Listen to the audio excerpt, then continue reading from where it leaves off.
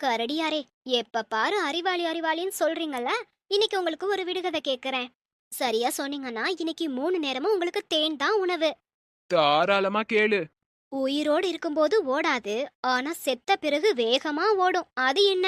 உயிரோடு இருக்கும்போது ஓடாதா? செத்த பிறகு ஓடுமா? சிங்கமா இல்ல புலியா? ஆமா, என்ன அது? நீயே சொல்லு. அது வேற எதுவும் இல்ல. விறகு கட்டை தான். மரம் உயிருள்ள மரமா நிக்கும்போது அது ஓடாது.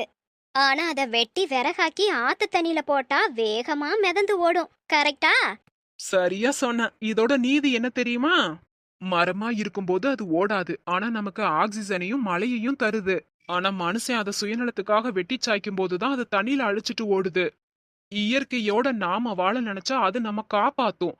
நம்ம அத அழிச்சா அதுவும் நம்மோட சேர்ந்து அழிஞ்சிடும். இயற்கையை அழிச்சா நம்மளும் ஒரு காலத்துல அழிஞ்சிருவோம்.